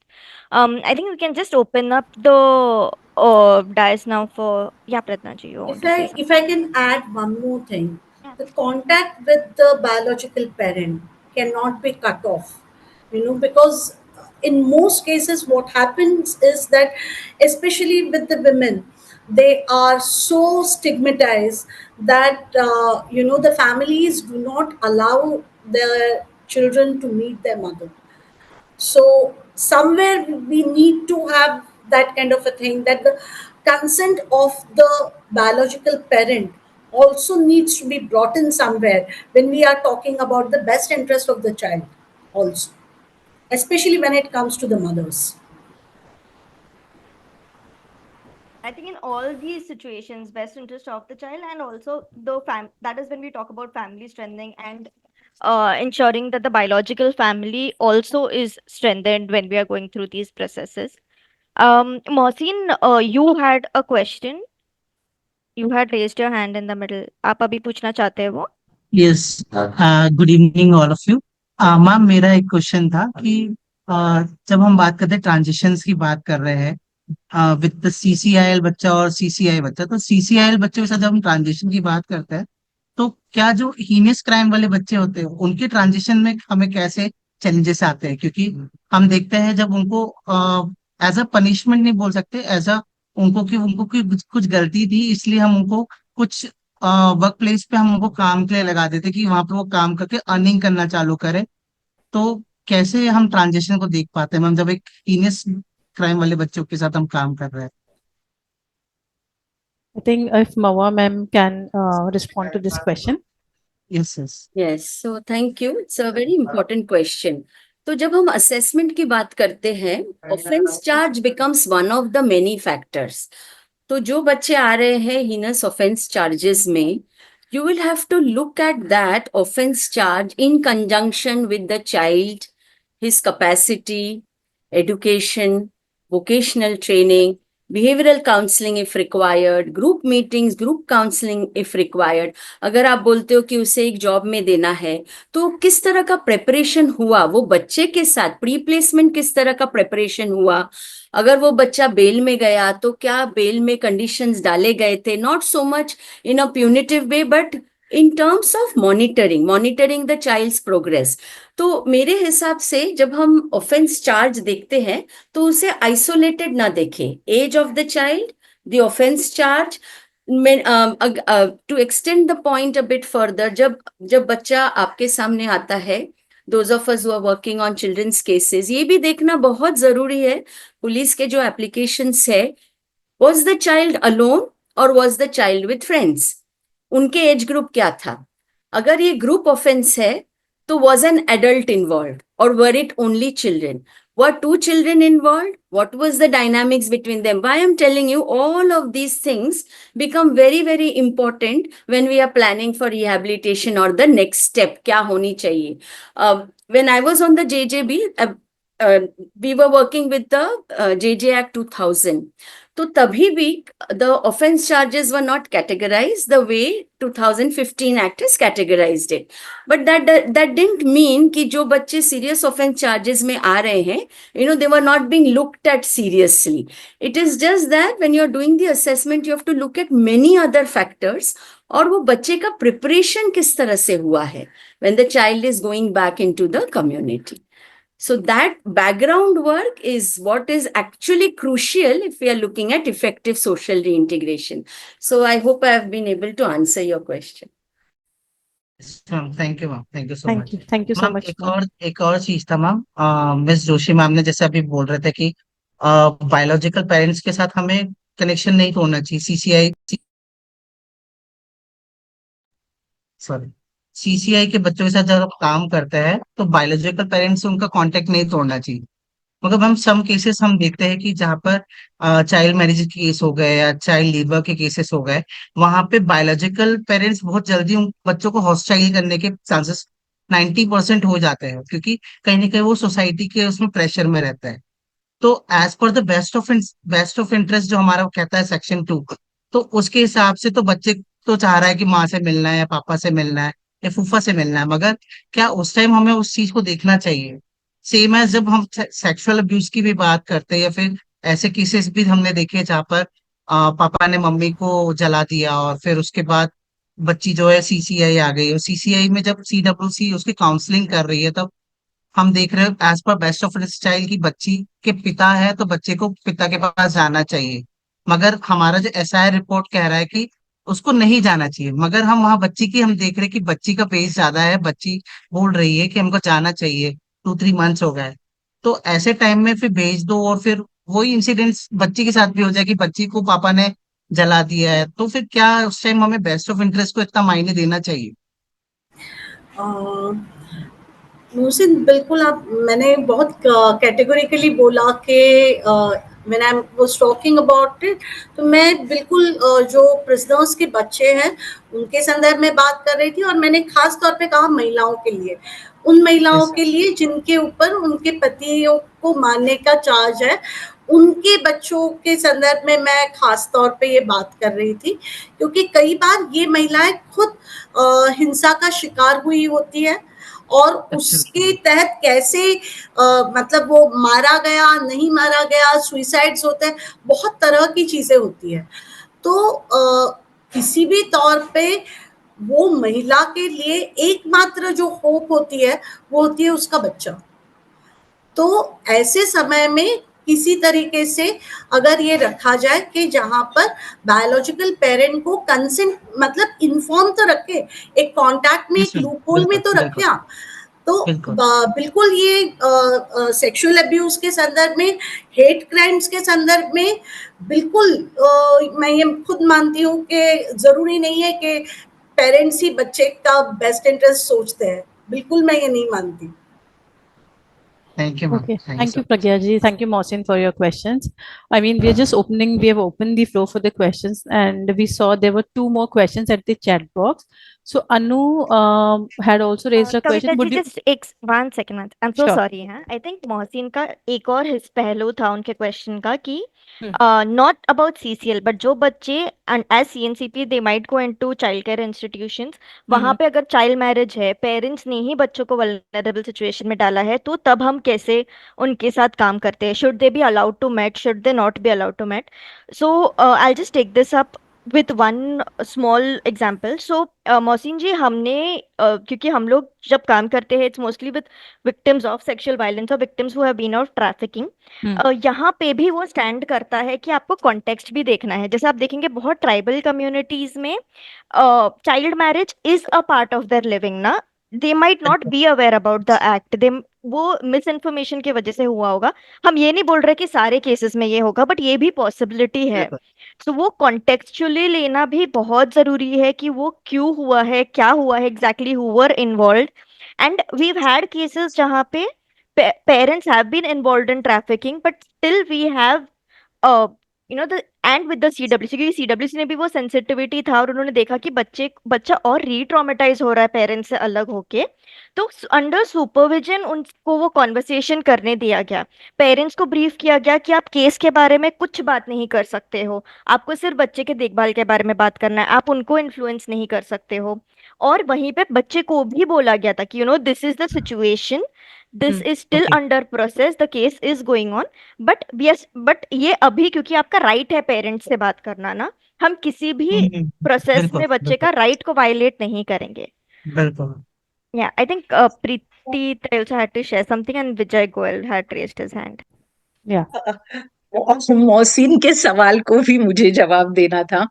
And रश्मि, मुझे लगता है कि आपने काफी कवर कर दिया कि केस टू केस बेस देखना है हमको, एज भी देखना है बच्चे का, अंडरस्टैंडिंग लेवल भी देखना है। और क्योंकि आज हम पार्टिसिपेशन के बारे में बात करते हैं कर रहे हैं, तो बच्चा क्या चाहता है एज वाइज। हाँ, और बहुत बार ना जब हम कहते हैं कि बच्चे ने पालक की तरफ हिंसा की तो बच्चे के ऊपर भी हिंसा करेगा, ये भी सोच जो अपने मन में है ना, वो मुझे लगता है हमको थोड़ा जांच कर देखना है। बच्चे और देखिए, बच्चा और उसके पालक के साथ भी एक नाता होता है। एक वायलेंस किया है मगर बाकी का भी रिलेशनशिप है उस बच्चे का उस पालक के साथ, वो हम नहीं भूल सकते हैं। तो बच्चे पर हिंसा भी की होगी, तो लेट अस एक्सेप्ट जब बच्चा बोलता है कि मुझे मिलना है मेरे पेरेंट को जिन्होंने वो हिंसा की है, क्योंकि वहां पे आई डोंट थिंक कि बच्चा उस पालक को सिर्फ उस हिंसा को लेकर समझता है। बच्चा ना पालक को होलिस्टिकली समझता है, उसने थोड़ा मजा भी किया है, पालक has been kind with that child, ना हियर वो पालक ने केयर किया है उस बच्चे के लिए, तो वो भी एस्पेक्ट है उस रिलेशनशिप में, and I think that is something we should consider. और एक मुद्दा यहाँ पे हमारा जो इंटरवेंशन होना है ना, वो पेरेंट्स के साथ होना है कि if they have harm the child, how do we change that situation, no? अगर हम बिलीव करते हैं कि ह्यूमन बींग्स चेंज होते हैं, चेंज सब में आता है, तो फिर how do we help and work with parents as well, so that ये पेरेंट चाइल्ड सेपरेशन एक लॉन्ग टर्म या परमानेंट न हो ना। जल्दी से जल्दी हम कोशिश करें कि पेरेंट और चाइल्ड एक सेफ सिचुएशन में रह सकेंगे, पेरेंट उनकी रिस्पॉन्सिबिलिटी समझ सकेंगे और बच्चा भी समझ सकेगा कि मैं खुद को सेफ कैसे रखूं। अगर मैं अनसेफ महसूस करता हूं at any point in time, मुझे कहाँ जाना है, कौन लोग है, कौन सा सिस्टम है मेरे लिए जो मैं अप्रोच कर सकता हूँ, इवन विथ दिस डिजायर कि मुझे मेरे फैमिली के साथ रहना है, मेरे पेरेंट के साथ रहना है। तो केस टू केस बेसिस पर हम लेते, let's not have one single कि हाँ या ना में हम नहीं सोचेंगे। आई think that is very important. Yeah. Thank you. Thank you so much, Preeti ma'am, for bringing this up. And it's very important that instead of having just one approach and then fitting it to all the children to that approach, it's better to look at it from a case-to-case basis and on a contextual basis also. So, Vijay Goyal sir, yeah, you want to share a question? Sir आप सुन पा रहे हैं Vijay Goyal sir? Thank you everyone. मैं काफी देर से सुन रहा था और मैं आप लोग सुन करके लग रहा था कि कहीं शायद हम प्रैक्टिकल बात कर रहे हैं या हम थ्योरेटिकल बात कर रहे हैं। जब मैं प्रैक्टिकल बात यदि करूं, क्योंकि मैं जिस सेंटर को चला रहे हैं कविता, उसके बारे में काफी से जानती है और मशीन ने जो बात करी है वो बहुत गंभीर बात है। हम रेगुलर काउंसलिंग की कहीं बात नहीं कर रहे हैं बच्चे के साथ, बच्चे के पेरेंट्स के साथ। और अभी तक जितना मैंने सुना है उसमें कहीं हम रेगुलर पेरेंट्स के साथ और बच्चे के साथ आपने बच्चे को रिस्टोर कर दिया, उसके बाद बच्चे की क्या क्या समस्याएं पेरेंट्स फेस कर रहा है, पर वो जो जिसके पास भी बच्चा जा रहा है वो क्या समस्या फेस कर रहा है, बच्चा क्या समस्या फेस कर रहा है, उन समस्याओं के बीच में, उन दोनों के बीच में क्या डिस्प्यूट्स पैदा हो रहे हैं जो कि वापस बच्चे को प्रेशराइज कर रहे हैं कि वो वापस सीसीआई में जाए या उसके ऊपर जाए। ये बहुत गंभीर विषय है ये। और है ना, मैं अभी इस मुद्दे के ऊपर जब और चर्चा कर रहा था, अभी सुप्रीम कोर्ट का एक जो जजमेंट आया था जहाँ पे उसने कहा कि ये बच्चे जो सीसीआई में रह रहे हैं, इन बच्चों को रिस्टोर में किया जाए और ये सब चीजें, और सारे के सारे लोगों ने बड़ी बेतरतीब से उन बच्चों को वहां से निकाल करके वापस से रिस्टोर करने का प्रयास करने लग गए। बच्चा किस स्थिति में है, बच्चा किस स्थिति में भेज दिया जा रहा है, उसके ऊपर कोई विचार नहीं किया जा रहा। हम सिर्फ थ्योरेटिकल बात बहुत ज्यादा कर रहे हैं, हम प्रैक्टिकली उन चीजों को लेकर के नहीं आ पा रहे कि हम यदि बेस्ट इंटरेस्ट चाइल्ड की बात कर रहे हैं तो बेस्ट इंटरेस्ट क्या है। क्या बच्चे को फैमिली के अंदर दे देना ही बेस्ट इंटरेस्ट हो जाएगा क्या? जी, बच्चे के साथ रेगुलर इंटरेक्शन करने के लिए कोई हम मैकेनिज्म तैयार कर रहे हैं क्या कि जहाँ बच्चे के साथ रेगुलर इंटरेक्शन हो, बच्चे की फैमिली के साथ रेगुलर इंटरेक्शन हो, उसके ऊपर हम कोई बात ही नहीं कर रहे। हम रेगुलर इंटरेक्शन की बात कैसे करेंगे और किस तरीके से इसको सीसीआई में शामिल करेंगे? जब गवर्नमेंट सीसीआई की बात करते हैं तो मतलब वो भी ज्यादा स्थिति खराब है। और प्राइवेट जो एनजीओ रन जो सीसीआई वो अपने फंड्स को लेकर के और दूसरी इंस्टीट्यूट को लेकर के ज्यादा परेशान हो रहे हैं। तो इसलिए कुछ थ्योरेटिकल बात करने की बजाय प्रैक्टिकल हम किस तरीके से इन चीजों को इम्प्लीमेंट करेंगे और इसके लिए किस तरीके से गवर्नमेंट के साथ और पॉलिसी मेकर्स के साथ इन्फ्लुएंस करेंगे, उसके ऊपर भी चर्चा की जानी चाहिए। थैंक यू जी, thank you Vijay sir. Just Can I before speak? Yeah, can I speak just a second? Because I think it's related to what Sure. he's commenting, and also the session has been very informed, and I think it's very valuable that we discuss these issues. My name is Anu Silas, and Yes. I run an organization in Pune. Thank you so much, AICN. I've been connected with you for a while. Thank you. Just a thought to consider, not for discussion probably on this call, but later, how many of our caregivers are trauma informed caregiving people. I think that's something to be considered. We do provide training. We have trained CWC members in Pune last year in November, and we would really love to launch this training on this level of platform. The need is so much because we are talking on the level of child participation, and if we do not have that approach of connecting to a child, we are either connecting or disconnecting, and all of these tools to bring best interest of the child from beginning to the end to seek that long term resort for that individual child. I think it's a need that we all are very much trauma informed caregivers. What is the trauma that child faces? Because we are culturally very much, we instead of asking, we tell most of the time. We can change that vocabulary, we can change that culture by being trauma informed caregivers. So thank you for giving me the chance Thank you. to speak. Thank you, Thanks. ma'am. I think what you're talking about is very, very important, that unless we also, train the caregivers on how they can be practice trauma-informed care, we can connect with that on separately. But for your question, I would request anyone from the panelists, if they have any comment. Anuji, absolutely agree with you that in any kind of violence or the vulnerability where the children are involved, the families and the caregivers need to be sensitized. And as to talk about, it's not just one time sensitization workshop. It has to be a prolonged kind of a process where their understanding, their feelings, and their capacities become such that it creates an enabling environment for the child. Rashmi, you want to add to this? I I actually wish want we could I wish we could give such kind of sensitizations to the systems and the governments.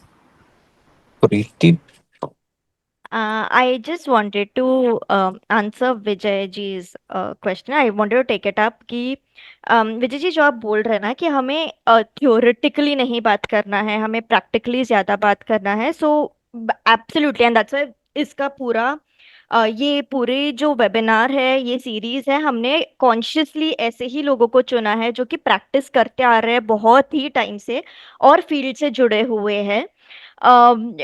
And I think माधुरी ताई भी add कर सकते हैं क्योंकि वो CCI level पे इतने time से काम कर रहे हैं. जो एंड उन्होंने भी अपना प्रेजेंटेशन जो शुरू किया था ना कि रिस्टोरेशन ट्रांजिशन की जब बात करते हैं, it does not start the day the CWC says कि बच्चे को आज रिस्टोर करो, या हमें लग रहा है कि हाँ अभी बच्चा घर जा सकता है. जिस दिन से बालक सिस्टम में आता है वो उसी दिन से आपका काम शुरू हो जाना चाहिए कि आप बालक के साथ कैसे काम कर रहे हैं, आप उनके फैमिली को कैसे इंक्लूड कर रहे हैं. जैसे उन्होंने भी कुछ कुछ अलग अलग तरह से हम कैसे इन्वॉल्व करते हैं फैमिली को और बालक को इस पूरे प्रोसेस में, वो भी उन्होंने लिस्ट डाउन किए. मादिता, आपको ऐड करना है क्या थोड़ा उनके सवाल पे?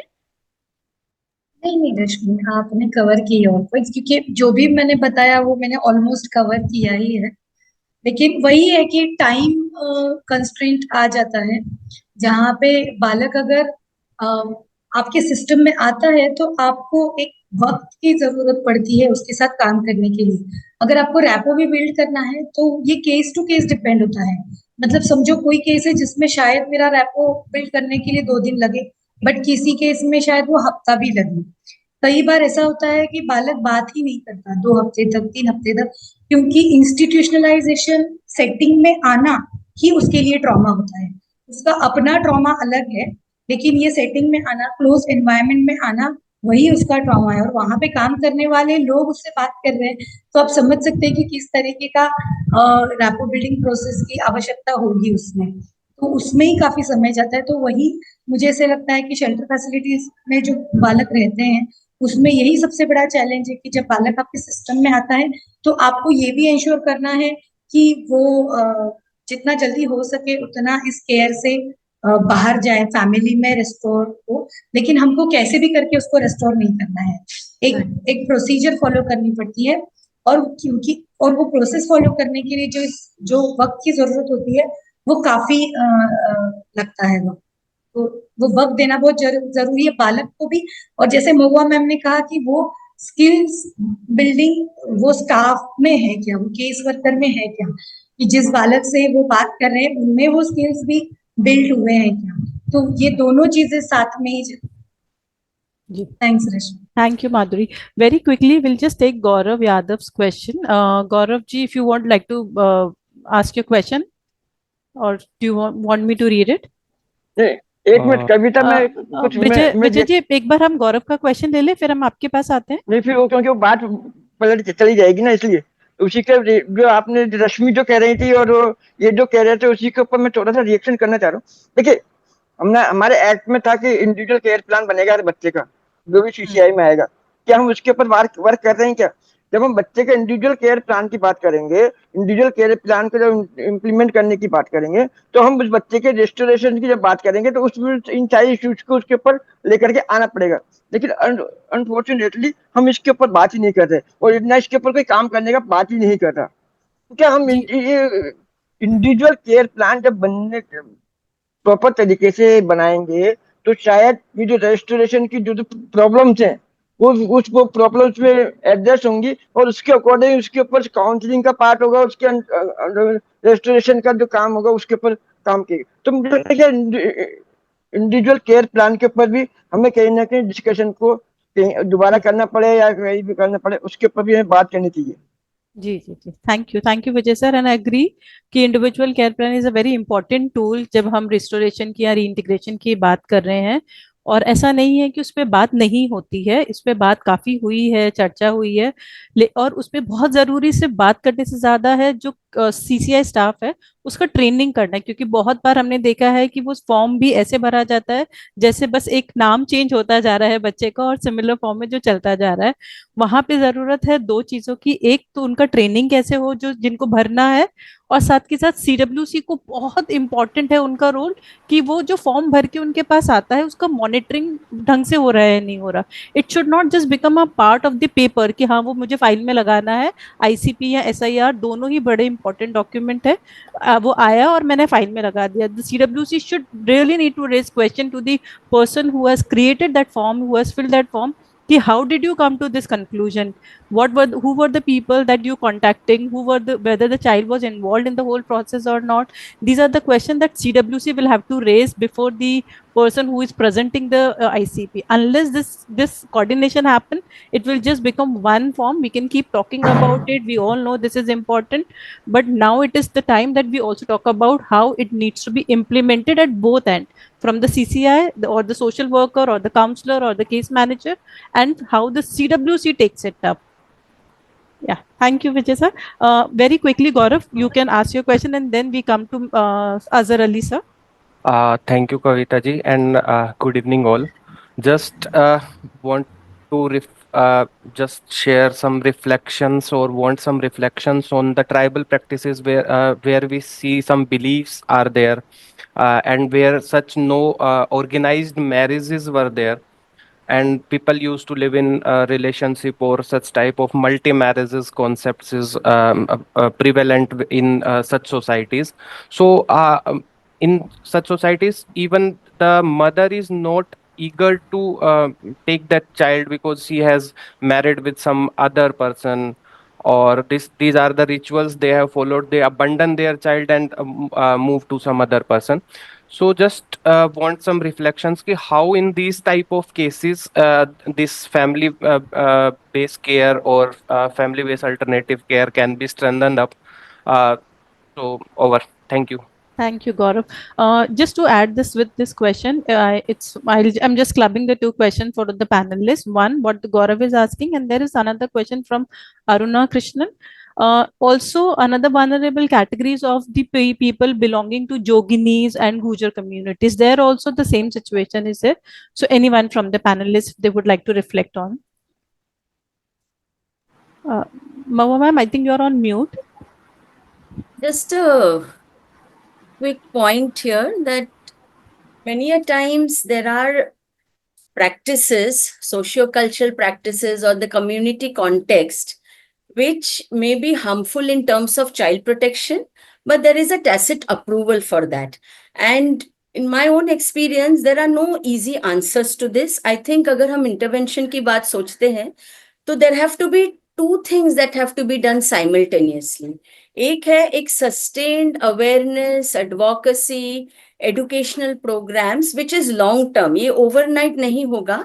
How do you make a community, a family, a group of people aware कि जो एक culturally बहुत सालों से चलता आ रहा है, probably that is harmful in terms of child protection. So that's one part, which is the larger protection part or preventive work part, which has to be a sustained effort over a period of time.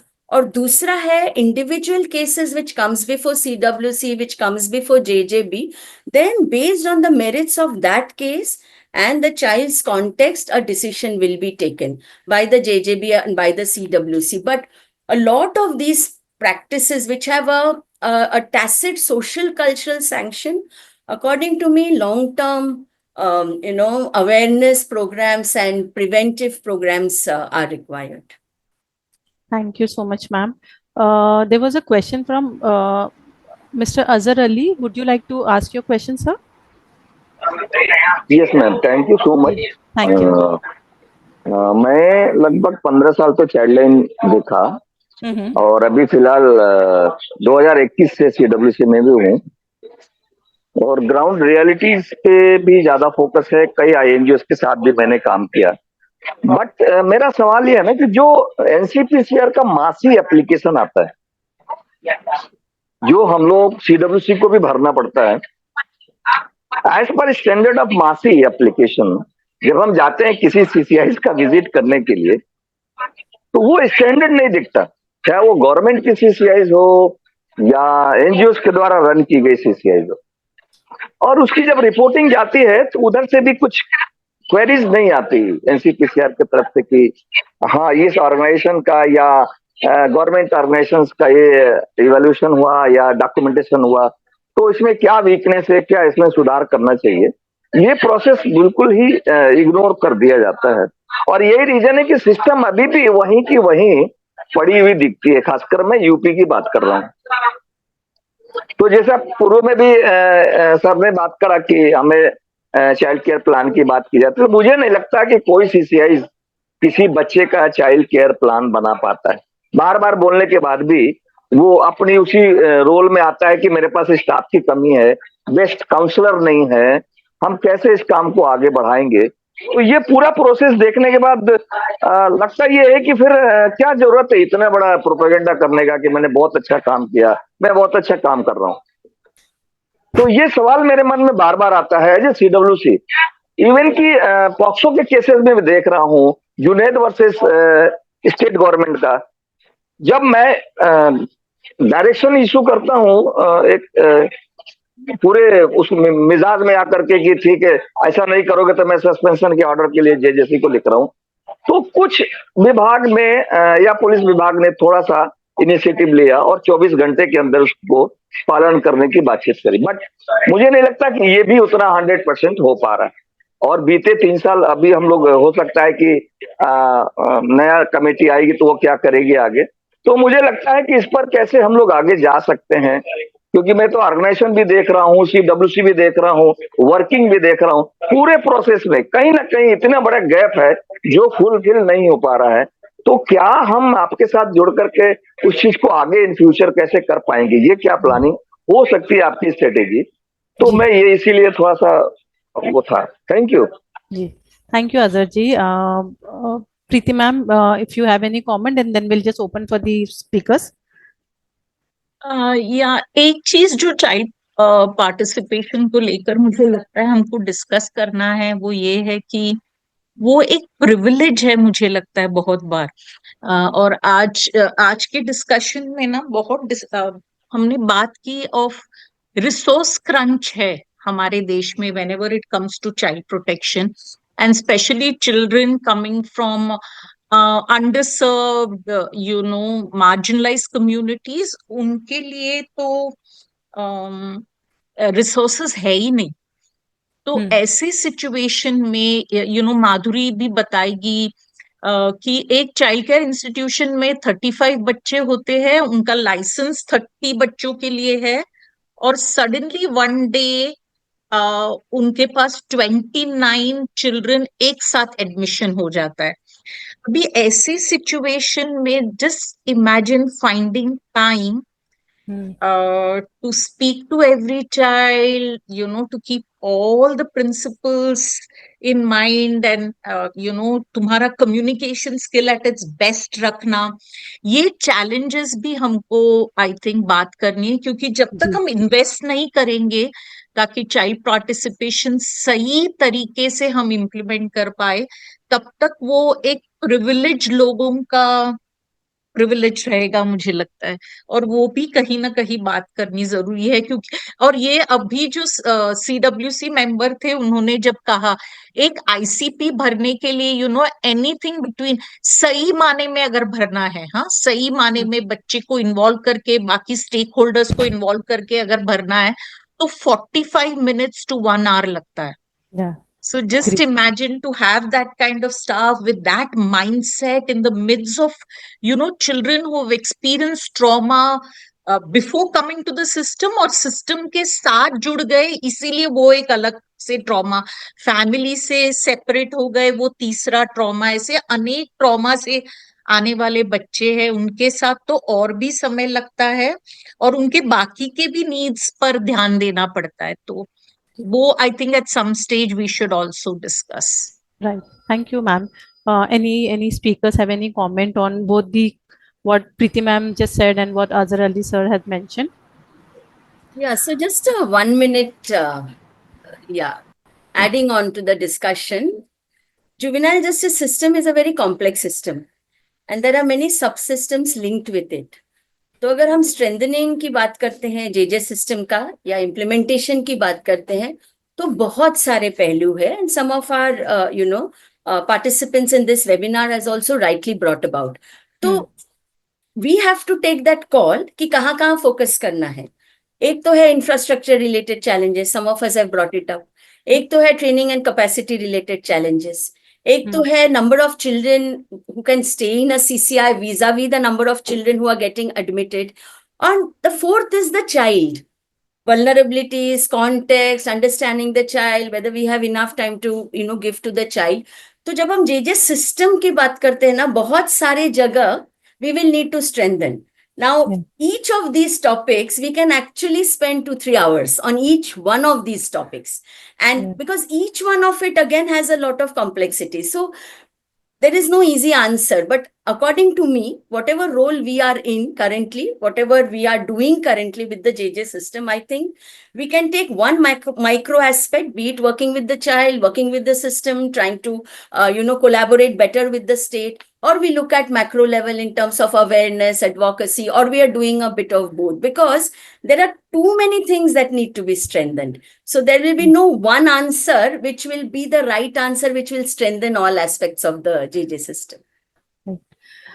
Very rightly said, ma'am. And I know we have already shooting बहुत ज़्यादा आगे time से बढ़ गए हैं. I think what is more important, then we also need to find out, because resource crunch will be there. There will always be capacity building issues, resources issues, and also sometimes motivation and intention to work also. That is also, I think, in whatever work that I have done so far while being in the system, it is at times it is actually a motivation issues for the children, for the people who are working with the children also. But I think we also can look for other alternatives. Till we cannot wait for the resources to be fulfilled, and okay, जब तक CCI में 4 counselors नहीं आ जाते, जब तक हम काम ही नहीं करेंगे, so what is the next alternative we have? So I know it's not going to solve the problem, but at least will help to strengthen the system, maybe 1 or 2% also. So one thing which always comes to mind, why not we engage volunteers for that?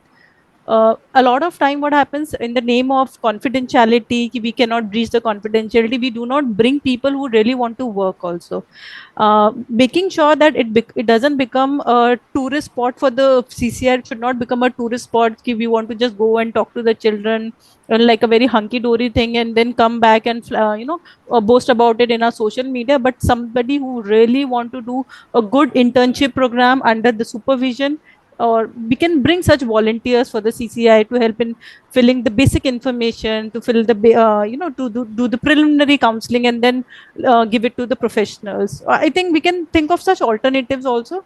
And definitely what Azhar Ali sir has said, we really need to collaborate on many things for capacity building, for research grants, and also leveraging the resources. We would be happy to host such webinars for learning, and also maybe some physical events. We would be happy to do it. And since we have already gone so much out of our time, so I really want to thank you, all the participants, all the I will like to just comment on Gaurav's question. I think that remained a little bit unanswered. And I think that is one thing that I will like to bring in, that it is not only in just tribal societies that the practice of so-called non-conventional, units, so-called marital units happen. Even the place where I'm staying right now in Jalore district of Rajasthan, which is one of the most backward districts in Rajasthan. Okay, non-tribal, middle caste families also have, polygamy, and both the wives are staying together and the children are staying together. This is not just a tribal issue, it is a prevalent issue in all the, and the way we look at these families, I think that also needs to be changed.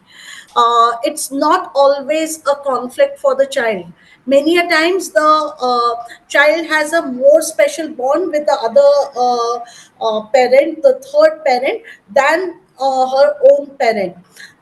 In our side, the father is not allowed to touch the child, but the uncles can. It is prohibited. Culturally, it is a prohibition to touch your own child. So, the children itself is such a culturally neated kind of a subject. We really need to look at it with an open mind.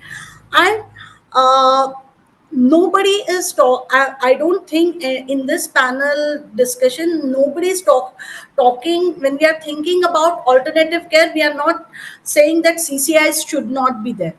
Yeah. Nobody is saying that.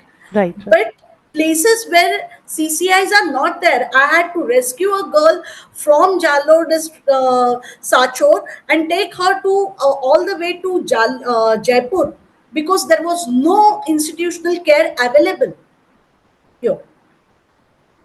So it is not always possible to give that institutional care. Let us think what resources can be pulled in so that we can do the best thing for the interest of the child. Thank you so much, Pragya ji. It's important that, and yes, it's rightly mentioned that when we talk about alternative care or transition, we are not saying that CCIs are not required. That is also part of the alternative care. But yes, we need to focus, and first priority should be given to the family-based care. If not, then obviously we need alternative cares like CCI or other care systems. So on this note, I think we can close down this question, and very, very interesting, very enriching discussion. And even from the participant, the questions is really a thought-provoking also. In the next webinar series that we will be having next month, we will be bringing more such issues, especially focusing on children with disability, children who are infected and affected with HIV/AIDS, and also another categories will be bringing. So I hope this will help us in developing a kind of a model of participation, or maybe we can come up with some takeaways from all the series and then put it into a sort of model, or maybe some practices that we can ensure. So thank you, everyone. And on behalf of Prerna and IACN, I really sincerely, from the bottom of my heart, thanks to Pragya ji, Maua ma'am, Rashmi, and Madhuri ma'am for being part of this discussion, and to all the panelists for being there, for supporting us in all the discussions and all the webinars. It wouldn't have been possible without your continuous and active participation. So thank you everyone, and we'll meet again soon.